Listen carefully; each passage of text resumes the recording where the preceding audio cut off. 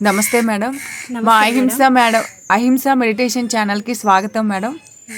Madam. ముందుగా మీ పేరు, మీ ఊరు, మీరు ఎక్కడి నుంచి వచ్చారు, మీ ధ్యాన అనుభవాలు మా ప్రేక్షకులతో షేర్ చేసుకోవాల్సిందిగా విజ్ఞప్తి చేస్తున్నాం మేడం. ఓకే మేడం, నా పేరు పి రాధిక, మాది గుమ్మలక్ష్మీపురం మండలం. మాది ఒకప్పటి విజయనగరం జిల్లా, ఇప్పటి పార్వతీపురం మన్యం జిల్లాగా కన్వర్ట్ అయ్యింది. నేను ధ్యానంలోకి వచ్చి 10 నెలలు అవుతుందండి. ఈ ధ్యానం ద్వారా నా యొక్క ఆరోగ్యాన్ని నేను ప్యూరిఫై చేసుకున్నాను. అంటే నాకు 10 ఇయర్స్ నుంచి మైగ్రేన్ హెడేక్ ఉండేది. మా వారు నాకు చాలా హాస్పిటల్ తిప్పారు.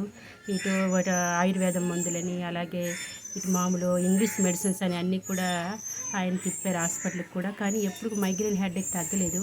ఆ హెడేక్ వస్తే విపరీతమైన తలపోటు ఉండేది. చాలా ఇబ్బంది పడేదాన్ని. ఒక 3 డేస్ అలా మంచాన పడి ఉండేదాన్ని. తర్వాత మా వారు ఒకసారి నాకు చెప్పారు, ఒకసారి నీకు ఇలా మెడిసిన్స్ పడట్లేదు, ధ్యానం చేసుకో అని చెప్పారు. అవును, ఈ ధ్యానం చేస్తే నాకు బాగుంటుంది కదా అనే ఉద్దేశంతో నేను ఒకటి పౌర్ణమి ధ్యానం నైట్ అంతా కూర్చొని చేశానండి. చేయగానే ఆ మార్నింగ్ సరికి నాకు మైగ్రేన్ హెడేక్ అనేది పోయింది. అక్కడ నుంచి కూడా నాకు మరి మైగ్రేన్ హెడేక్ ఎలా ఉంటుందో కూడా నాకు తెలియదు. చాలా ఇబ్బంది పడేదాన్ని.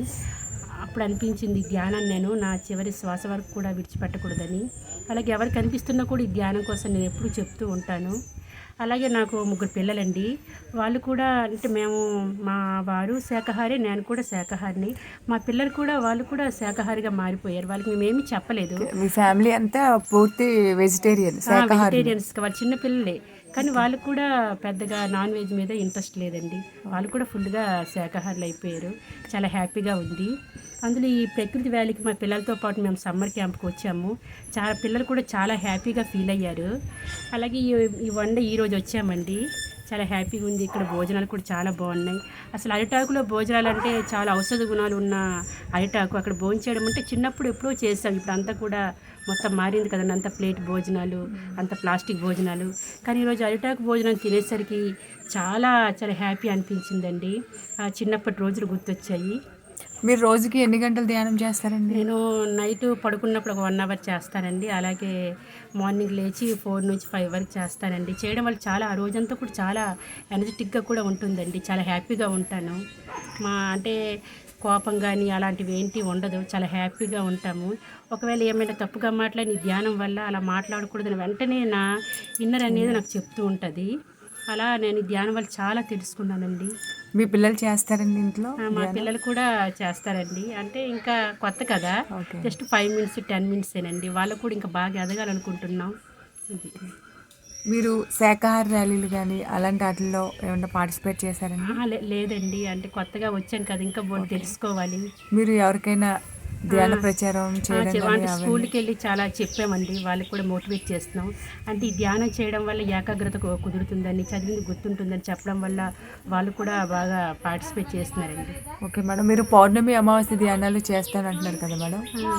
పిరమిడ్లో చేస్తారా లేకపోతే మీ ఇంటి దగ్గర చేస్తారండి? ఇంట్లోనే చేస్తానండి. ఎందుకంటే మాది కొంచెం బాగా రూరల్ ఏరియా కదండి. ఇంకా ఏరియాలో పిరమిడ్ లేదండి. దానివల్ల మేము ఇంట్లోనే చేస్తాము. అందులో ఈ ప్రకృతి వ్యాలీలో సమ్మర్లో చేసేటప్పుడు చాలా మిరాకిల్ అండి. నేను సమ్మర్ క్యాంప్కి వచ్చేటప్పుడు చాలా ఇది బ్యాక్ బోన్ నొప్పి వస్తుందండి, నడుము నొప్పి. ఆ రోజు వచ్చి నేను పిరమిడ్లో చేసేసరికి అంత విపరీతమైన నడుము నొప్పి కూడా పోయిందండి. అంటే పిరమిడ్లో ధ్యానం ఎంత మిరాకిల్లా నాకు అనిపించిందండి. పిరమిడ్ ధ్యానానికి మీరు ఇంటి దగ్గర చేసిన ధ్యానానికి డిఫరెన్స్ మీకే అర్థమైంది కదా? అంటే నొప్పితోనే ఆ రోజు సమ్మర్ క్యాంప్కి వచ్చానండి. వెళ్ళిన తర్వాత ఒకసారి హాస్పిటల్కి వెళ్ళి చూపించుకోవచ్చు అనుకున్నాను. తర్వాత పిరమిడ్కి వెళ్ళి మార్నింగ్ వెళ్ళాను 3 o'clockకి వేకుజామున. వెళ్ళి 3 to 6 వరకు చేసేసరికండి విపరీతమైన బాడీ పెయిన్ వచ్చింది. అలాగ పెయిన్ని తట్టుకొని మరీ చేశానండి. వెంటనే ఆ నొప్పి మరి లేదండి. ఇంతవరకు ఆ నడుము నొప్పి అనేది ఇంతవరకు కూడా మరి లేదు. ఈ పిరమిడ్లో ఇంత మిరాకిల్లా, ఇంత పవరా అనిపించిందండి. ఇక్కడ స్టేజ్ దగ్గర సామూహిక ధ్యానం జరుగుతుంది ఈ ప్రకృతి వ్యాలీలో. మీరు ఆ ధ్యానంలో ఎంతోమంది ధ్యానులతో కూర్చొని చక్కగా ప్రకృతి ఒడిలో మనం మెడిటేషన్ చేస్తున్నాం. మీరు పొందిన అనుభూతి?